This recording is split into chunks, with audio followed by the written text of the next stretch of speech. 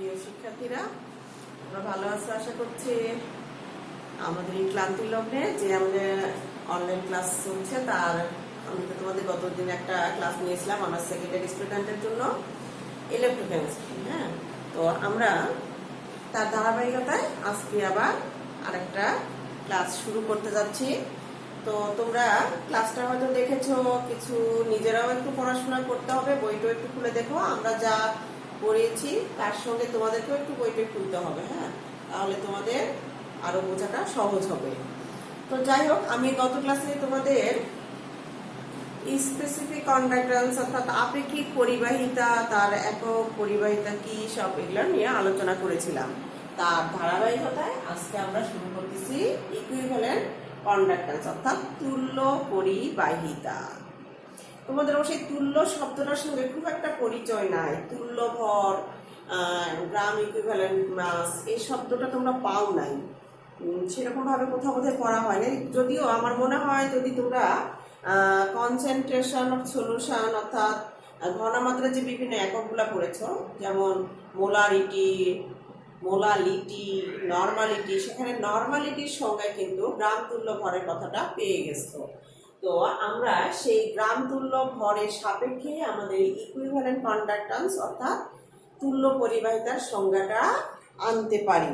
তাহলে এইটা কিন্তু হলো যে ইলেকট্রোলাইটগুলোর 1 গ্রাম তুল্য ভর থেকে অর্থাৎ 1 গ্রাম তুল্য থেকে, গ্রাম ইকুইভ্যালেন্ট থেকে যে আয়নগুলো উৎপন্ন হবে তাদেরকে যদি আমরা 1 সিএম দূরত্বে দুটি ইলেকট্রোডের মধ্যে প্রবাহিত করতে দেই, ওই দ্রবণের মধ্যে যদি সম্পূর্ণ মানে 1 গ্রাম তুল্য ভর থেকে বা 1 গ্রাম তুল্য পদার্থ থেকে যে আয়নগুলো উৎপন্ন হবে সেগুলোকে যদি আমরা দ্রবণের মধ্যে রাখি এবং তাদেরকে 1 সিএম দূরত্বে দুটো ইলেকট্রনের মধ্যে দিয়ে প্রবাহিত করা মানে তড়িৎ প্রবাহিত করা হয়, তাহলে ওই সময় যে পরিবাহিতার সৃষ্টি হবে সেটাই হবে কিন্তু গ্রাম তুল্য মানে গ্রাম তুল্য পরিবাহিতা অর্থাৎ ইকুইভ্যালেন্ট কন্ডাক্ট্যান্স। তাহলে সংজ্ঞাটা কিন্তু আমরা এইভাবে বলতে পারি যে যে কোনো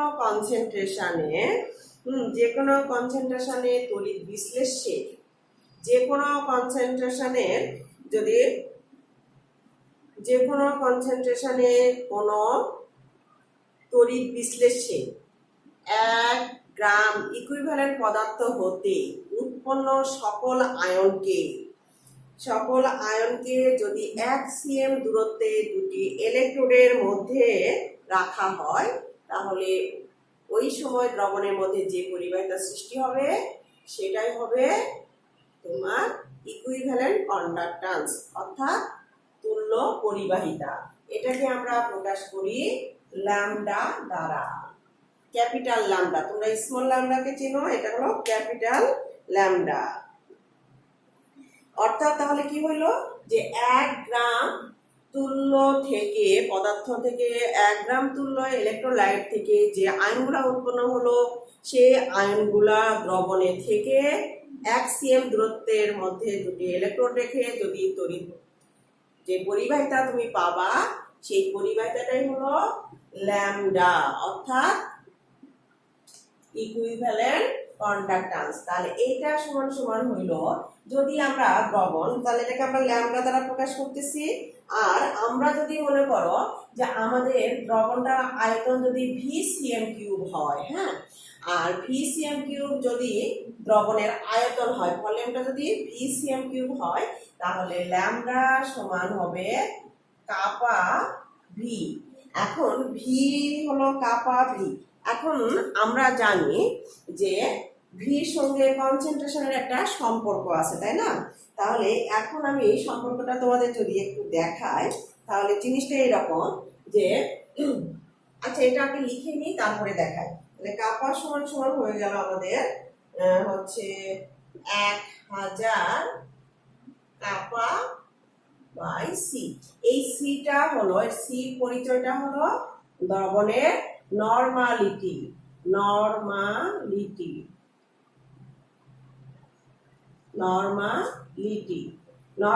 অর্থাৎ এখানে কনসেন্ট্রেশনটাকে আমরা নরমালিটি এককে প্রকাশ করছি। তাহলে সিটা হলো নরমালিটি, কনসেন্ট্রেশনটাকে আমরা এখানে নরমালিটিতে প্রকাশ করতেছি। তাহলে এই জিনিসটা এরকম দেখো যে আমরা যদি মনে করি যে 1 ডিএম কিউব, তাহলে 1 ডিএম কিউব যদি হয়, তোমরা তো জানো 1 ডিএম কিউব মানে 1000 সিএম কিউব, তাহলে 1000 সিএম কিউবে, হ্যাঁ 1000 সিএম কিউব সলিউশনে যদি আমাদের 1 গ্রাম ইকুইভ্যালেন্ট পদার্থ থাকে, তাহলে সেটাকে কিন্তু আমরা বলি 1 নরমাল সলিউশন। বুঝতে পারছো? তাহলে আমরা 1 ডিএম কিউব বা 1000 সিএম কিউব সলিউশনে যদি 1 গ্রাম ইকুইভ্যালেন্ট ইলেকট্রোলাইটস বা পদার্থ থাকে, তাহলে সেটাকে আমরা বলি 1 নরমাল সলিউশন। তাহলে এখন দেখো আমাদের ভিসিএম কিউব মানে হলো ভিসিএম কিউব, বা তাহলে আমরা ভিসিএম কিউবটাকে বলতে পারি তাহলে কি যে ভি বাই 1000 ডিএম কিউব, তাই না? ভিসিএম কিউব মানে হলো যে আমাদের ভি বাই 1000 ডিএম কিউব। তাহলে এই ভি বাই 1000 ডিএম কিউবে যদি 1 গ্রাম ইকুইভ্যালেন্ট থাকে, এক ইকুইভ্যালেন্ট পদার্থ থাকে, তাহলে সেটার কিন্তু কনসেন্ট্রেশন তখন হবে, তখন আমাদের সিটা দাঁড়াবে, সি সমান সমান হবে তখন 1 ভাগ ভি বাই 1000, অর্থাৎ এখানে হবে 1000 বাই ভি। তাহলে সি সমান সমান পাইলাম 1000 বাই ভি, অর্থাৎ ভি সমান সমান তাহলে দেখো 1000 বাই সি হবে। তাহলে আমি সেই মানটাই কিন্তু এখানে বসাইছি। তাহলে ওখান থেকে তোমরা যেটা পেলা সেটা হলো দেখো কনসেন্ট্রেশন সি সমান সমান দাঁড়ালো, সি ইকুয়াল দাঁড়ালো 1000 বাই ভি, অর্থাৎ 1000 বাই ভি। তাহলে সি যদি 1000 বাই ভি হয়, তাহলে ভি কিন্তু হবে 1000 বাই সি। তাহলে দেখো আমাদের ল্যামডা ইকুয়াল কি দাঁড়ালো কাপা ভি, ভির মানটা যদি আমি এখানে বসাই তাহলে 1000 কাপা বাই সি। তাহলে এই গেল আমাদের হচ্ছে, তাহলে মধ্যে কথা কিন্তু জিনিসটা এইরকম যে 1000 মানে 1 গ্রাম ইকুইভ্যালেন্ট ইলেকট্রোলাইট যে আয়নগুলো উৎপন্ন করবে, সেই আয়নগুলো দ্রবণে যে পরিবাহিতা বা কন্ডাক্ট্যান্স দিবে সেটাই কিন্তু ইকুইভ্যালেন্ট কন্ডাক্ট্যান্স, তাই না? তাহলে আমরা ল্যামডা ইকুয়াল পাইলাম, ল্যামডা হলো আমাদের ইকুইভ্যালেন্ট কন্ডাক্ট্যান্স, আর কাপা হলো আমাদের স্পেসিফিক কন্ডাক্ট্যান্স, ভি হলো ভলিউম, আর এখানে সি হলো নরমালিটি অফ সলিউশন, অর্থাৎ নরমাল সলিউশনের ঘনমাত্রাটা এখানে নরমালিটিতে বলা হয়েছে। তাহলে এবারে আমরা আসি, তাহলে কন্ডাকশন ইকুইভ্যালেন্ট, তাহলে আমরা এবারে আসি ইউনিট অফ, তাহলে এরপরে আমরা আসি ইউনিট অফ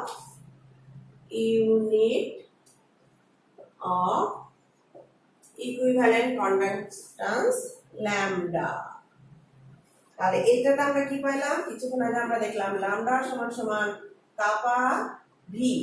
এখন তোমাদের মনে আছে এই কাপা ইকুয়াল ছিল 1 বাই রো, ঠিক আছে? তাহলে 1 বাই রো সমান সমান তাহলে ছিল 1 বাই আর এল বাই এ, তাই না? তাহলে আমরা যদি এই মানগুলো এখানে বসাই, তাহলে সেখান থেকে আমরা একটা একক বের করতে পারি। তাহলে কাপার পরিবর্তে বসাই আমরা 1 by R L by A R V. তাহলে আমাদের মনে আছে আর হলো, আর এর ইউনিটটা ছিল ওহম, আর এ ছিল আমাদের সিএম, আর এটা ছিল সিএম স্কয়ার, আর ভিটা দেখো, ভিটা হলো যে ভি সলিউশনের মধ্যে গ্রাম ইকুইভ্যালেন্ট ভর আছে। তাহলে এটা যদি আমি সিএম কিউ, যেহেতু আমরা প্রচলিত একক ব্যবহার করছি, তাহলে এইটা যদি আমি সিএম কিউ বলি, তাহলে এর মধ্যে পদার্থ থাকবে গ্রাম ইকুইভ্যালেন্ট, তাই না? গ্রাম ইকুইভ্যালেন্ট। তাহলে এখান থেকে এটার একক থাকে আমাদের পার ওহম, আর এখানে সেন্টিমিটার স্কয়ার ওখানে থাকে, তাহলে সিএম স্কয়ার গ্রাম ইকুইভ্যালেন্ট, এটার ইনভার্স, এটা আমাদের প্রচলিত একক হয়। তাহলে আমরা যদি সাধারণভাবে বের করি এই ইকুয়েশন দিয়ে, তাহলে আমাদের একক পেলাম per ohm CM square gram equivalent. হ্যাঁ, এটা। এছাড়াও দেখো আমরা আরেকভাবে এটা বের করতে পারি। আচ্ছা, এছাড়াও আমরা দেখো কিছুক্ষণ আগে যেটা আমরা যে রিলেশনটা গেছিলাম সেটা দিয়েও আমরা বের করতে পারি। তাহলে এখানে 1000 কাপা বাই আমাদের সি, তাহলে এখান থেকে যদি আমরা আসি তাহলেও কিন্তু হবে, তোমরা জানো যে কাপার কাপার একক ছিল আমাদের পার ওহম পার, তাহলে এখান থেকে আমরা যদি আসি তাহলে এটা একটা ছিল per ohm per CM divided by সির একক হলো কিন্তু গ্রাম ইকুইভ্যালেন্ট পার সিএম কিউবে। তাহলে দেখো এখান থেকেও কিন্তু এটার একক থাকলো ওহম পার ওহম সিএম স্কয়ার, আর হচ্ছে তোমার কি থাকলো গ্রাম ইকুইভ্যালেন্ট ইনভার্স, তাই না? তাহলে আমরা এইভাবেও বের করতে পারি। এখন দেখো এটা আমাদের হচ্ছে বর্তমানে অবশ্য আমাদের পার ওহমটাকে সাইমেন বলে, তাহলে এটাকে আমরা যদি বলি সাইমেন তাহলে পার ওহমকে বর্তমানে বলা হয় সাইমেন। তাহলে সাইমেন একে এস দ্বারা প্রকাশ করে, তাহলে ইনভার্স সাইমেন, তাহলে সাইমেন সিএম স্কয়ার।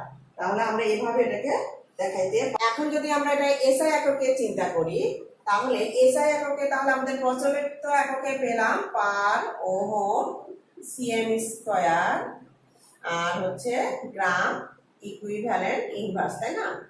তাহলে এটাকে যদি আমরা এসআই এককে চিন্তা করি তো এসআই এককে হলে আমাদের সিএমটা কি হয়ে যাবে, মিটারে যেতে হবে। তাহলে সেই ক্ষেত্রে আমাদের কিন্তু পার ওহম ঠিক থাকবে এই সিএম। তোমাদের মনে আছে আমি গত ক্লাসে বলছিলাম 1 cm equal 10 to the power -2 metre, তাই না? তাহলে এই মানটা যদি আমি এখানে বসাই তাহলে কি আসে দেখো তো, 10 টু দি পাওয়ার -2 এম, তাহলে এটার স্কয়ার গ্রাম ইকুইভ্যালেন্ট তো থাকবে ইনভার্স রূপে থাকবে। তাহলে এখান থেকে মানটা তাহলে কি দাঁড়াইলো, এটা পার ওহম মিটার স্কয়ার, তারপরে থাকলো গ্রাম ইকুইভ্যালেন্ট ইনভার্স, আর থাকলো হচ্ছে ইনটু 10 টু দি পাওয়ার -4। তাহলে এসআই এককে একক হবে পার ওহম অর্থাৎ siemens metre square per gram equivalent. এই গেল আমাদের হচ্ছে তুল্য পরিবাহিতা বা ইকুইভ্যালেন্ট কন্ডাক্ট্যান্স। এরপরে আমরা আরেকটা রাশির সঙ্গে পরিচয় হয়, সেটা হলো মোলার কন্ডাক্ট্যান্স অর্থাৎ মোলার পরিবাহিতা। এই মোলার পরিবাহিতা এটাকে প্রকাশ করা হয় মিউ দ্বারা। তাহলে এটা আবার কি, এটা হলো যে কোন দ্রবণের যত সিএম কিউবে অর্থাৎ যত সিএম কিউবে 1 মোল ইলেকট্রোলাইটস দ্রবীভূত হয়ে যে আয়নগুলা দিবে তারা থেকে যে আমাদের কন্ডাক্ট্যান্সটা পাওয়া যাবে সেটাই হলো তার মোলার কন্ডাক্ট্যান্স। তাহলে আমরা সংজ্ঞাটা এইভাবে বলতে পারি, কোন দ্রবণের যত সিএম কিউবে 1 মোল ইলেকট্রোলাইটস দ্রবীভূত থাকে তাহলে সেটা থেকে যে কন্ডাক্ট্যান্সটা হবে সেটাই হবে তার কি বলবো মোলার কন্ডাক্ট্যান্স। অর্থাৎ এটা 1 মোল পদার্থ থেকে যে ইলেকট্রোলাইটস গুলো দ্রবণে থেকে যে কন্ডাক্ট্যান্সটা দিচ্ছে সেটা হলো মোলার কন্ডাক্ট্যান্স। এটা সম্পর্কটাও কিন্তু তোমাদের তার মতো ওই হচ্ছে আপেক্ষিক পরিবাহিতা। এখানে ভিএম বলতে এখানে বোঝাইছে মোলার মানে 1 মোল থেকে, ওখানে দেখো তুল্য পরিবাহিতা অর্থাৎ ইকুইভ্যালেন্ট কন্ডাক্ট্যান্স আর এই মোলার কন্ডাক্ট্যান্সের মধ্যে একটা জিনিস মানে একই ধরনের দুটা, ওইটা ছিল তোমার 1 গ্রাম ইকুইভ্যালেন্ট ইলেকট্রোলাইটস থেকে আর এটা ছিল 1 মোল থেকে। তাহলে এখানে মোলার দ্রবণ বলা হচ্ছে। আর এই কারণে যদি আমরা যেমন ধরো কোনো ইলেকট্রোলাইটস এর চার্জ যদি 1 হয় তাহলে 1 অর্থাৎ ইউনি চার্জ যুক্ত যে আয়নগুলো আছে তাদের ক্ষেত্রে কিন্তু আমাদের তোমার হচ্ছে ল্যামডা এবং মিউ পরস্পর কি হবে সমান হবে, বুঝতে পারছো? তাহলে মোলার কন্ডাক্ট্যান্স হলো 1 মোল পদার্থ থেকে উৎপন্ন আয়নগুলা আর তোমার কি বলে ইকুইভ্যালেন্ট কন্ডাক্ট্যান্স কিন্তু 1 গ্রাম ইকুইভ্যালেন্ট ইলেকট্রোলাইট থেকে উৎপন্ন আয়নগুলোর পরিবাহিতা। তাহলে এই গেল আমাদের মোলার কন্ডাক্ট্যান্সের কাহিনী। তাহলে এরপরে আমরা একটা আমাদের প্রায় বিভিন্ন এই যে আমরা মোলার কন্ডাক্ট্যান্স করলাম বা ইকুইভ্যালেন্ট কন্ডাক্ট্যান্স করলাম, অথবা গত ক্লাসে পড়ছিলাম স্পেসিফিক কন্ডাক্ট্যান্স, তাই না? অর্থাৎ আপেক্ষিক পরিবাহিতা, তুল্য পরিবাহিতা, মোলার পরিবাহিতা, পরিবাহিতা, যে বিভিন্ন রাশিগুলো পড়ছি, এর মধ্যে কিন্তু তোমাদের মোস্টলি ইম্পর্টেন্ট হচ্ছে ইকুইভ্যালেন্ট কন্ডাক্ট্যান্স আর স্পেসিফিক কন্ডাক্ট্যান্সটা। এটা দেখো ইফেক্ট ফেলে কিভাবে একটা সলিউশনের কনসেন্ট্রেশন, এই যে কনসেন্ট্রেশন চেঞ্জ করলে বা কনসেন্ট্রেশন গুলা, যেমন আমরা জানি আমাদের কিছু গাঢ় দ্রবণ আমরা নেই, আবার কিছু হলো মানে অর্থাৎ কিছু থাকে কনসেন্ট্রেট দ্রবণ, কিছু থাকে ডাইলুট দ্রবণ, তাই না? এরকম যে সলিউশন গুলা বিভিন্ন মানে ঘনমাত্রা আমরা ইউজ করে থাকি, বিভিন্ন গাঢ়ত্বের ইউজ করে থাকি, তার উপরে কিন্তু আপেক্ষিক পরিবাহিতা, তুল্য পরিবাহিতার একটা ইফেক্ট পড়ে। তাহলে আমরা এখন আলোচনায় যাব ইফেক্ট অফ concentration,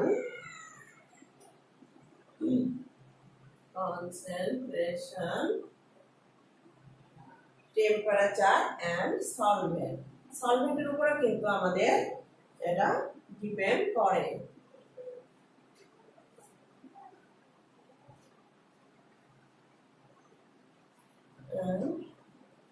সলভেন্ট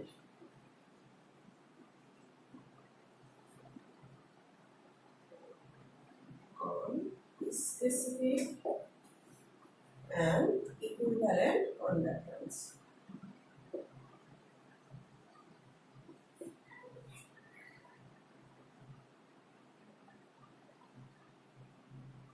ঠিক আছে, তাহলে আমরা ইফেক্ট অফ কনসেন্ট্রেশন, এখানে কিন্তু বেসিক্যালি ইফেক্ট অফ কনসেন্ট্রেশনটাই মূল্য তো আমাদের বেশি প্রশ্ন আকারে আসে। যেমন এই ধরো কনসেন্ট্রেশনের যদি আমি লঘু করি, তাহলে আপেক্ষিক পরিবাহিতা বাড়বে না কমবে, অথবা তুল্য পরিবাহিতা বাড়বে না কমবে, অথবা এমনও হতে পারে আপেক্ষিক পরিবাহিতা হয়তো কমলো, তুল্য পরিবাহিতা বাড়লো, তাহলে কেন? এরকম বিভিন্ন ভাবে কিন্তু আমরা প্রশ্নগুলো করতে পারি বা হইতে পারে। অথবা আমি জেনারেল ভাবেও হইতে পারে যে তুল্য পরিবাহিতার উপর ঘনমাত্রার প্রভাব ব্যাখ্যা করো, তুল্য পরিবাহিতার উপর তাপমাত্রার প্রভাব ব্যাখ্যা করো, বুঝতে পারছো? অথবা সলভেন্টের কোনো প্রভাব ইফেক্ট আছে কিনা, এরকম বিভিন্ন ভাবে কিন্তু আমরা কোশ্চেন করতে পারি। তাহলে আমরা প্রথমেই যাই ইফেক্ট অফ কনসেন্ট্রেশন। তাহলে আমাদের 1 নাম্বার পয়েন্টটা ছিল কনসেন্ট্রেশন। তাহলে আমরা ইফেক্ট অফ কনসেন্ট্রেশন নিয়ে আলোচনা করি। তাহলে ইফেক্ট অফ কনসেন্ট্রেশন এটাকে আমরা আবার দুই ভাগে ভাগ করে নিব। একটা হলো স্পেসিফিক কন্ডাক্ট্যান্সের উপর এটা কেমন ইফেক্ট সেটা দেখবো, আর একবার দেখবো ইকুইভ্যালেন্ট কন্ডাক্ট্যান্সের উপর। তাহলে এখানে আমি এ দিয়ে দিলাম স্পেসিফিক কন্ডাক্ট্যান্সের উপরে এর কেমন ইফেক্টটা আছে।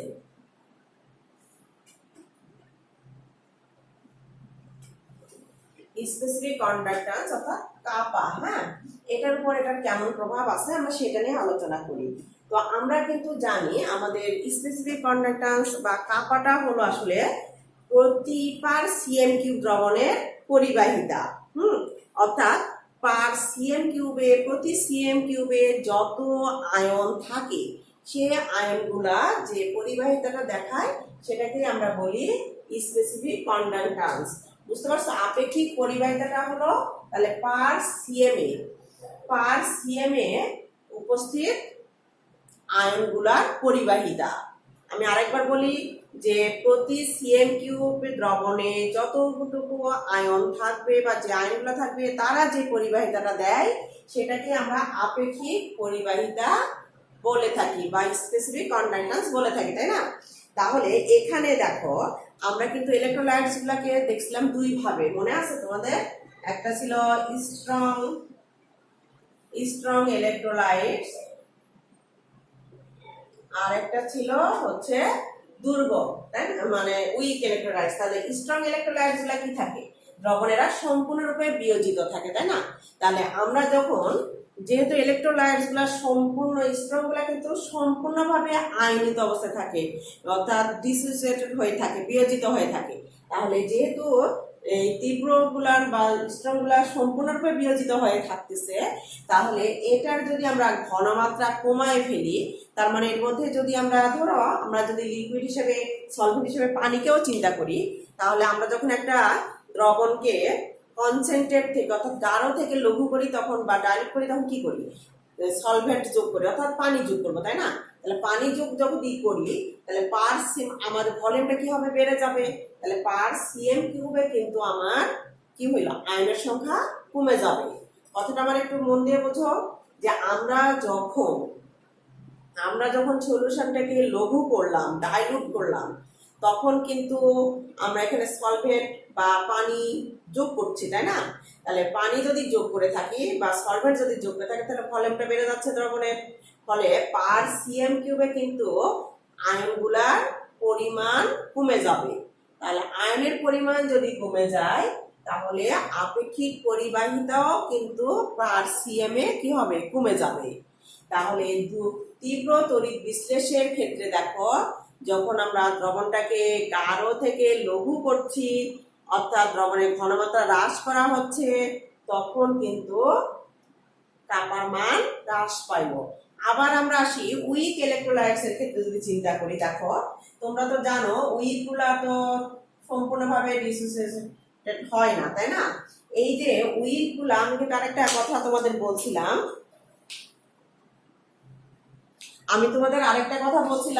যে আমাদের যারা দুর্বল তড়িৎ বিশ্লেষক তারা তো উভমুখী ভাবে বিয়োজিত হয় অর্থাৎ আংশিক বিয়োজিত থাকে, তাই না? তাহলে এই আংশিক বিয়োজিত গুলা কিন্তু একটা কথা আমি গত ক্লাসে বলছিলাম যে যারা আংশিক বিয়োজিত হয় তারা কিন্তু দ্রবণ লঘু করলে তাদের বিয়োজন মাত্রা বৃদ্ধি পায়। হ্যাঁ, তাহলে এই ক্ষেত্রে কিন্তু আমি যদি উইক ইলেকট্রোলাইটস গুলো ব্যবহার করি তখন তাদের ঘনমাত্রা যখন কমাবো তখন তাদের কিন্তু ডিসোসিয়েশনটা বেড়ে যাচ্ছে অর্থাৎ বিয়োজিত হওয়ার ক্ষমতাটা বেড়ে যাচ্ছে। তাহলে আয়ন সংখ্যা কিন্তু তাদের বাড়ছে, বাট এর সঙ্গে কিন্তু আয়ন সংখ্যা যেমন বাড়লো এর সঙ্গে কিন্তু আরেকটা জিনিস খেয়াল করো, আমি ডাইলিউট করছি তার মানে ভলিউমটাও বেড়ে গেছে। তো এরা যে পরিমাণে ডিসোসিয়েট হয় অর্থাৎ যে পরিমাণে বিয়োজিত হয় সেই তুলনায় কিন্তু দ্রবণের আয়তনের সাপেক্ষে পার সিএম এর সংখ্যা তেমন একটা বৃদ্ধি পায় না, ফলে অ্যাভারেজে কিন্তু পার সিএম এ আয়ন সংখ্যা কমেই যায়। ঘটনাটা দুই মুখী হইল, কিন্তু একটা হলো যে দুর্বল যারা তারা বিয়োজিত হওয়ার কারণে তাদের কি হইলো? বিয়োজন মাত্রা একটু হলেও বৃদ্ধি পাইল। আবার ডাইলুট করার কারণে যেহেতু ভলিউম বেড়ে গেল তাহলে আমার পার সিএম এর সংখ্যা আগের তুলনায় আরো কমে গেল, কিন্তু এরা যে পরিমাণ বৃদ্ধি পাইল তার তুলনায় ভলিউমের কারণে সংখ্যাটা আরো কমে যায়। তার মানে ওভারঅল আমরা এক কথায় বলতে পারি যে স্পেসিফিক কন্ডাক্ট্যান্স সেটা স্ট্রং হোক আর উইক ইলেকট্রোলাইটস হোক, তাদের কনসেন্ট্রেশন হ্রাসে তাদের আপেক্ষিক পরিবাহিতা হ্রাস পায়। এবারে আমরা আসি ইকুইভ্যালেন্ট কন্ডাক্ট্যান্সের ক্ষেত্রে কি হয়। এটার ঘটনাটা এখানেও আমরা দুই ভাগে ভাগ করতে পারি, স্ট্রং ইলেকট্রোলাইটস গুলোর কাহিনী এখানে একটু কিন্তু ভিন্নতা আছে। হ্যাঁ, স্ট্রং ইলেকট্রোলাইটস গুলা এখানে কিন্তু একটু ভিন্ন, কারণ আমরা তো জানি স্ট্রং যারা তারা তো সম্পূর্ণরূপে আয়নিত হয়, তাই না? তাহলে স্ট্রং ইলেকট্রোলাইটস গুলো যেহেতু সম্পূর্ণরূপে আয়নিত হয় তাহলে এদের আয়নের সংখ্যা তাহলে কি থাকবে? লঘু দ্রবণও যা থাকবে গাঢ় দ্রবণও তাই থাকবে, তাই না? কিন্তু আচ্ছা, তার আগে আমি বলে নিই তোমাদের ইকুইভ্যালেন্ট কন্ডাক্ট্যান্সটা কিন্তু হলো এক অর্থাৎ গ্রাম ইকুইভ্যালেন্ট 1 গ্রাম ইকুইভ্যালেন্ট ইলেকট্রোলাইটস গুলা যে আয়ন দিবে তাদের কিন্তু পরিবাহিতাটাই হলো আমাদের কি বলে এটাকে? তুল্য পরিবাহিতা, তাই না? তার মানে জিনিসটা এরকম যে 1 গ্রাম তুল্য পদার্থ যে আয়নগুলা দিবে তাদের পরিবাহিতাটাই হলো তুল্য পরিবাহিতা। তাহলে এটা কিন্তু আয়তনের সঙ্গে আমাদের কিন্তু ওইভাবে সম্পর্কটা হচ্ছে না, তাই না? পদার্থটা 1 গ্রাম তুল্য কিনা, আমাদের সেটাই। তাহলে স্ট্রং ইলেকট্রোলাইটস গুলো যখন হচ্ছে তখন এরা সম্পূর্ণ পায়নিত হচ্ছে। আবার এই দ্রবণটাকে আমি গাঢ় করি, লঘু করি, পদার্থগুলো তো সেম থাকতেছে, তাই না? তাহলে আমার পদার্থ, কিন্তু দেখো ঘটনাটা এখানে, যখন আমরা স্ট্রং ইলেকট্রোলাইটস নিব এবং কনসেন্ট্রেট দ্রবণ নিব, তখন কিন্তু ইলেকট্রোলাইটের আয়নগুলা অনেক বেশি থাকবে না, এবং এরা যখন কনসেন্ট্রেট অবস্থায় থাকে তখন এই আয়নগুলা যেহেতু পরিমাণে বেশি থাকে, তখন এখানে একটা মানে কি বলে, আয়নগুলোর মধ্যে একটা ইন্টার আয়নিক অ্যাট্রাকশন এখানে কাজ করে। যখন এরা গাঢ় অবস্থা থাকে, কনসেন্ট্রেট অবস্থায় থাকে, এই কনসেন্ট্রেট অবস্থায় থাকার সময়, এই কনসেন্ট্রেট অবস্থায় যখন থাকে অর্থাৎ গাঢ় দ্রবণের সময়, এই আয়নগুলোর মধ্যে থাকে একটা ইন্টারাকশন, অর্থাৎ আয়নগুলোর মধ্যে ইন্টার আয়নিক একটা আকর্ষণ থাকে, ইন্টার আয়নিক অ্যাট্রাকশন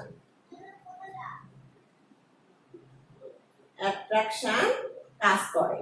এই ইন্টার আয়নিক অ্যাট্রাকশনের কারণে এখানে কিন্তু তখন একটা আয়নিক অ্যাটমসফিয়ারের সৃষ্টি হয়, আয়নিক অ্যাটমসফিয়ারের সৃষ্টি হবে।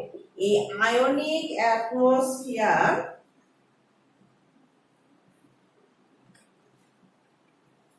এই আয়নিক অ্যাটমসফিয়ারের কারণে আয়নগুলো, তাহলে কি বললাম এখানে, যে যখন এরা কনসেন্ট্রেট অবস্থায় থাকে, দ্রবণটা গাঢ় অবস্থায় থাকে, তখন এখানে আয়নগুলা তুলনামূলকভাবে বেশি থাকে এবং এই আয়নগুলোর মধ্যে ইন্টার আয়নিক অ্যাট্রাকশন থাকে। আর এই ইন্টার আয়নিক অ্যাট্রাকশনের কারণে এখানে আয়নিক অ্যাটমসফিয়ারের সৃষ্টি হয়, অর্থাৎ আয়নগুলো পুঞ্জীভূত অবস্থায় থাকে। ফলে একজন আরেকজনকে কিন্তু অত দূরে সরে যায় না, ফলে এরা পরিবাহিতা কিন্তু সব আয়নগুলা সমানভাবে দ্রবণের পরিবাহিতা প্রদর্শন বা দেখাইতে পারে না।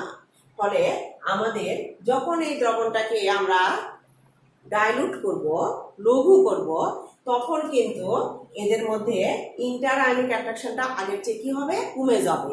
ফলে আয়নিক অ্যাটমসফিয়ারটাও ভেঙে যাবে। ফলে অধিক সংখ্যক আয়ন কিন্তু তখন আমাদের এই কন্ডাক্ট্যান্সটা দেখাইতে পারবে বা সৃষ্টি করাতে অংশগ্রহণ করতে পারবে, পরিবাহিতায় সৃষ্টি করতে পারবে। কথাটা বোঝা গেছে? তাহলে দেখো, যখন আমরা গাঢ় দ্রবণ নিচ্ছি তখন আয়নগুলা একত্রিত হয়ে তাদের মধ্যে ইন্টার আয়নিক একটা অ্যাট্রাকশন কাজ করে এখানে। ফলে এখানে আয়নিক একটা অ্যাটমসফিয়ারের সৃষ্টি হয়। ফলে আয়নগুলা পুঞ্জীভূত অবস্থা থাকে। ফলে সব আয়ন কিন্তু পরিবাহিতা প্রদর্শন করতে পারে না।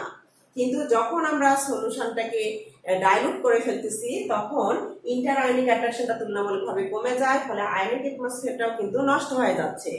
এই আয়নিক অ্যাটমসফিয়ার নষ্ট হওয়ার কারণে তখন অধিক সংখ্যক আয়নগুলা পরিবাহিতায় অংশগ্রহণ করে। ফলে আমাদের স্ট্রং ইলেকট্রোলাইটস এর ক্ষেত্রে কি হইল, যে দ্রবণটা যখন ঘনমাত্রাটা বা কনসেন্ট্রেশনটা হ্রাস করা হচ্ছে তখন তুল্য পরিবাহিতাটা বা ইকুইভ্যালেন্ট কন্ডাক্ট্যান্সটা বৃদ্ধি পাচ্ছে। এটা স্ট্রং এর ক্ষেত্রে। তাহলে উইকটার ক্ষেত্রে আসি। উইকটার ক্ষেত্রে কি হয় দেখো, উইকটার ক্ষেত্রে আমরা তো বলছিলাম যে উইক ইলেকট্রোলাইটস গুলা কিন্তু দ্রবণের ঘনমাত্রা যখন হ্রাস করা হবে তখন তাদের বিয়োজন মাত্রা বৃদ্ধি পাবে। তাহলে এখানে দেখো, এটা কিন্তু আপেক্ষিক পরিবাহিতার মতো নয়। এটা কিন্তু বলা হয়েছে 1 গ্রাম ইকুইভ্যালেন্ট পদার্থ থেকে যে ইলেকট্রোলাইটস উৎপন্ন হবে তারাই কিন্তু তুল্য পরিবাহিতাটা দিবে, তাই না? তাহলে এখানে যখন আমরা দ্রবণটাকে লঘু করতেছি বা কনসেন্ট্রেশনটাকে কমাই ফেলতেছি তখন কিন্তু তাদের বিয়োজন বাড়ার কারণে 1 গ্রাম ইকুইভ্যালেন্ট পদার্থ থেকে কিন্তু আমরা আরো অধিক পরিমাণে আয়ন পেয়ে যাচ্ছি। ফলে এখানে কিন্তু উইক ইলেকট্রোলাইটসগুলোর ক্ষেত্রেও কিন্তু ঘনমাত্রা হ্রাস করলে আয়নের সংখ্যা বৃদ্ধি পাওয়ায় তাদের তুল্য পরিবাহিতা বৃদ্ধি পাচ্ছে।